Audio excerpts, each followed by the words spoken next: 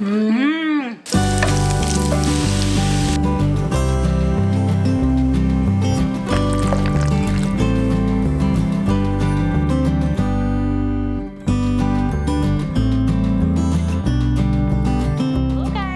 back to Angie's Table, and today we're going to be starting our Thanksgiving side series. Today we are making caramelized onion bacon mac and cheese, and it's going to be creamy and savory and cheesy, all the best taste profiles that you can ever think of. So let's go and check out these ingredients.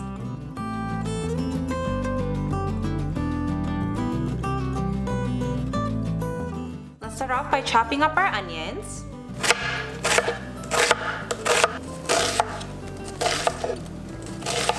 Before we caramelize the onions, let's boil some water to cook our noodles. You guys can use whichever noodles you want. I was thinking about using those shell noodles, but I decided on some elbow macaroni noodles. Elbow macaroni? Regardless, this reminds me of mac and cheese. So this is the noodle that I'm gonna be using. And for now, let's go ahead and caramelize our onions. Add 1 tablespoon of butter. And add in the onions.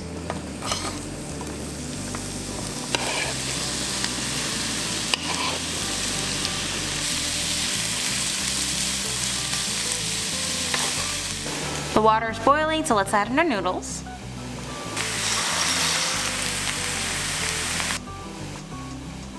Let's lightly season this with some salt. So this is a lengthy process. I'm going to actually cook this in the back stove.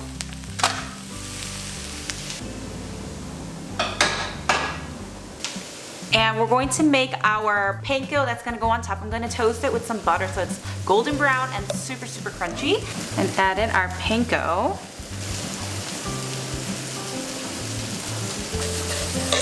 And to give this a stir. This is going to make it golden and more brown than the white color that it is currently.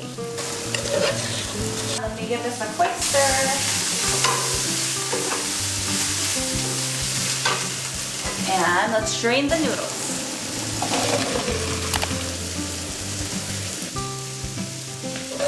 Smells like buttery bread.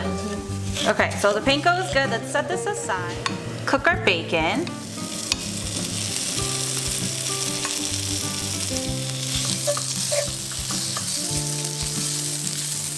If you guys don't like bacon, feel free to just take it out. Instead, you will be adding another tablespoon of butter to this.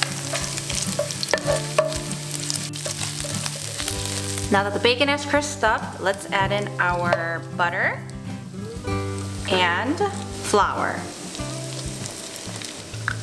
And then we're going to give this a mix and make the flour melt in the oils of the butter and the bacon fat. What heat is it on?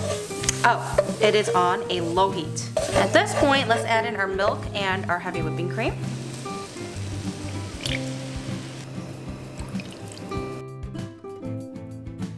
I'm gonna kick the heat back up to a medium, and we're gonna add in our seasoning.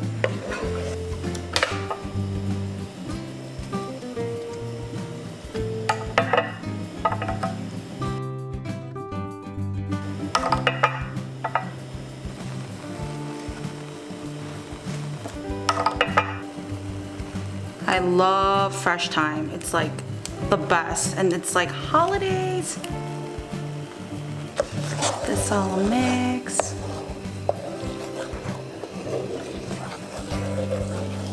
The onions are done caramelizing, so I'm gonna turn the fire off and leave it here. While I'm here, I'm gonna preheat the oven to 350.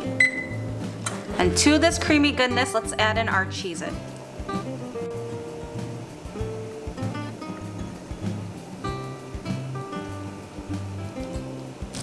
Mix that in. Gonna put it on a low heat. I'm just waiting for it to thicken up. So I am using Gruyere cheese and Gouda cheese, but if you guys want to use Parmesan or cheddar and make it a little bit more of like the childhood mac and cheese that we like with the yellow American cheesy kind of thing, you guys can. I wanted to go with like a white cheese sauce. I turned the fire off now. We're gonna add in our noodles. Give this a mix. Wow. Now I have a medium baking sheet. Let's transfer this over here.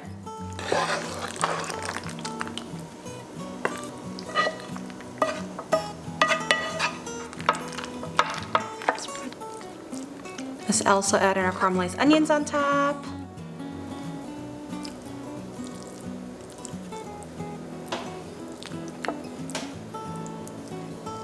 Lastly, our panko. We'll stick this in the oven. That's gonna stay in the oven for about 20 minutes at 350. And for now, do you guys know what it's time for?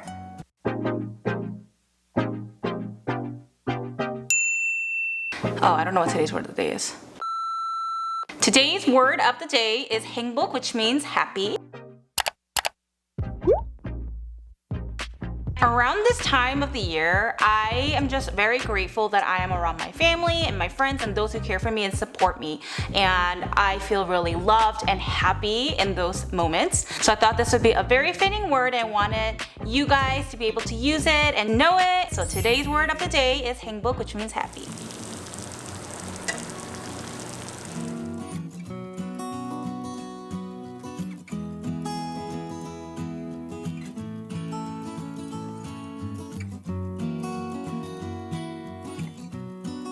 We're now gonna eat. Let's start off. We have some AHA. Grace just recently started trying this. Just to open.